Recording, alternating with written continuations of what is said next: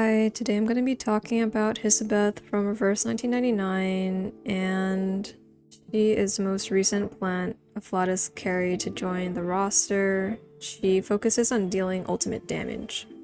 So I'm going to start off talking about her passive, which is called Eternally Inquisitive, and what happens when she enters battle is she'll gain 8 stacks of Snake's Den. And if she has at least 1 stack of it on herself, she will consume it to generate a copy of Hiss at the start of the round. And that happens up to 1 time a round.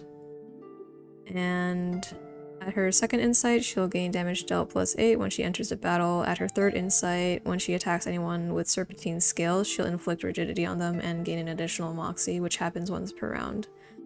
So the Serpentine Scales debuff comes from hitting people with Hiss. And Hiss is a single target attack that is treated as an ultimate, but it also doesn't consume AP. And based on rank, she'll also gain Moxie as well. And we'll see how that works when we actually kill people.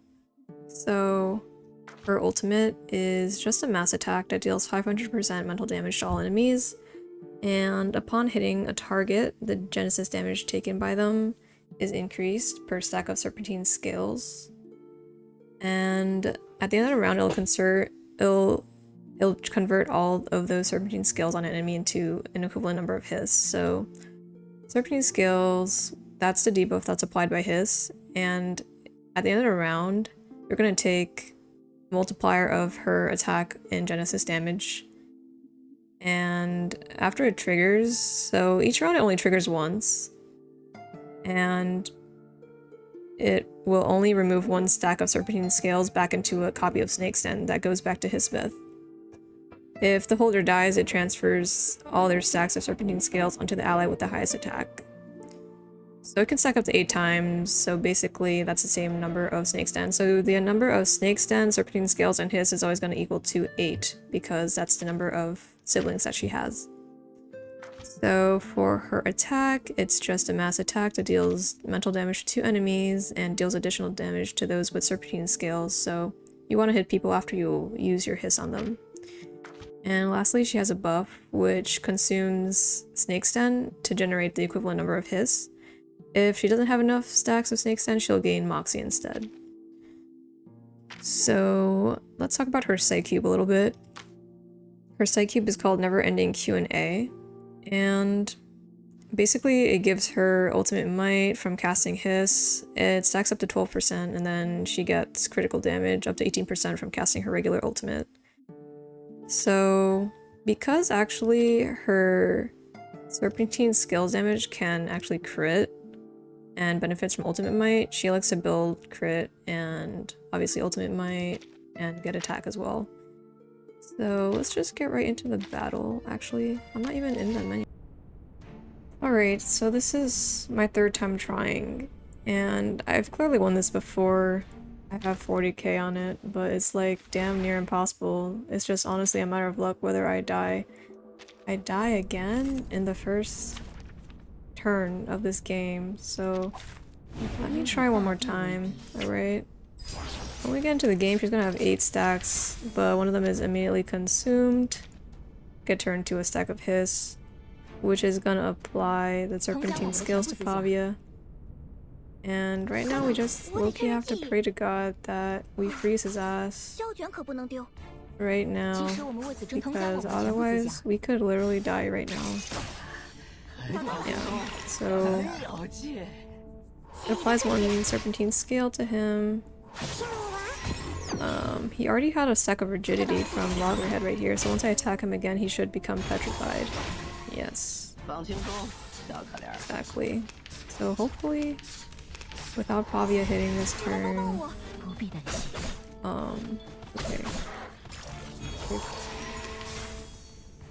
So now you just keep rinsing and repeating, I would say.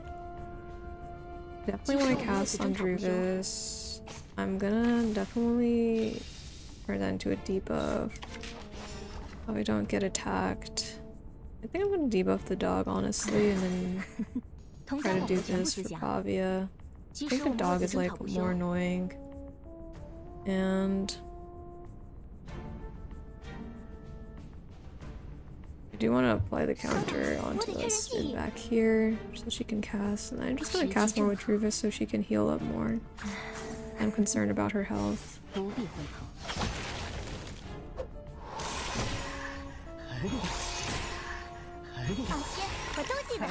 So unfortunately, because I wasn't able to... Well, actually... We'll see what happens because Hissabeth is about to ult, so... It's the only hiss I get this turn.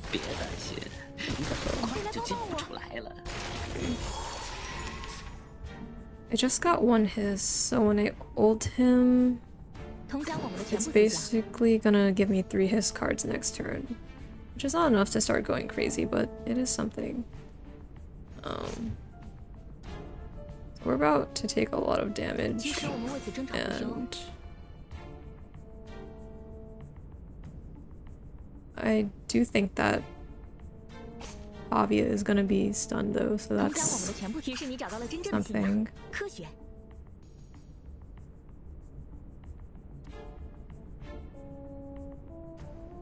Maybe I'll try to debuff him. Nah. Yeah. I think... I mean, hopefully I live. I didn't get to move on Druvis, but...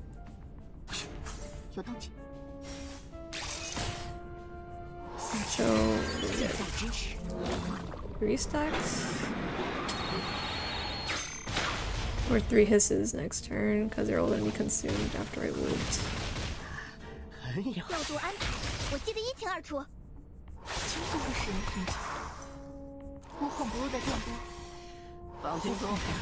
So luckily that, I mean, we're all full HP right now, so like it's just a little bit more safe. Okay. Okay, perfect. Alright.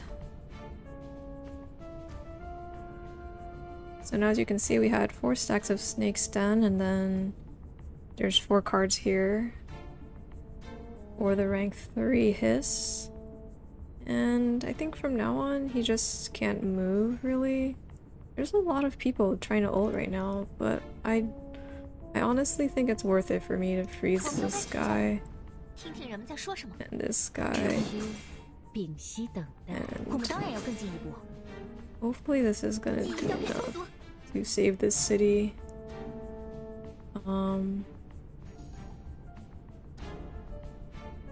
Best I can do, y'all. Well, honestly, let's do some math here, honestly. Let's try to actually just get everybody. Just freeze him, and we'll seal him. Whack him. Do something like this will work. Oh.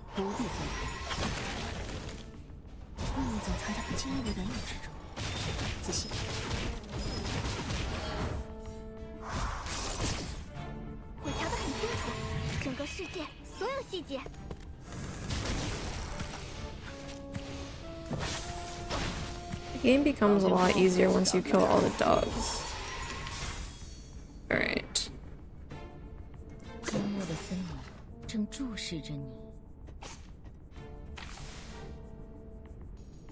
don't really know. No, this is fine for now. Let's see. Oh, yes, once you kill all the dogs, it becomes fairly trivial. And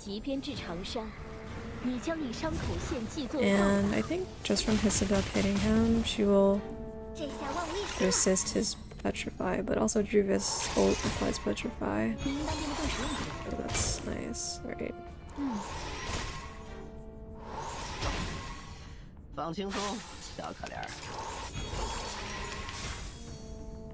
I think it's pretty much in the bag. I'm not doing the best with my Serpentine stuff.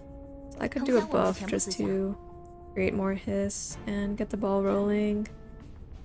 Don't really matter what you do now. Oh, I have so much stuff. I can just keep freezing him, why not? Freeze him.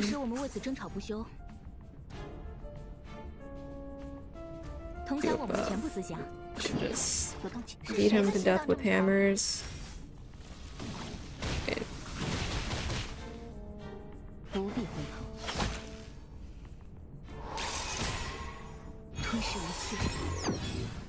Yeah, so now I'll consume 2 of my stacks. I'll produce some hiss, and then next turn I can hit him with all the hiss and then ult him. Which does just waste a little bit of moxie.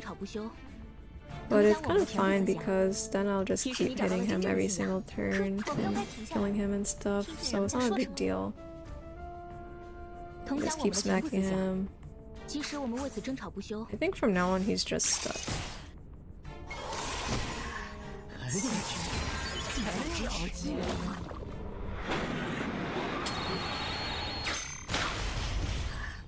Yeah, so now he has 6 stacks, so that means I'll get 6 Hiss cards next turn after I ult him, because the ult is what consumes all of those to create Hiss.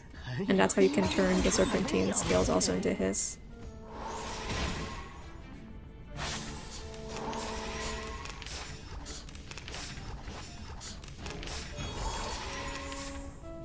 Wow, I'm getting so much of this. I don't even want to use it, but I have to. Okay. So that should give me 2, 3, 4. Well, 2. I'll get 3 more Moxie, which I do think is enough to ult next turn as well. Oh, kind of the engine.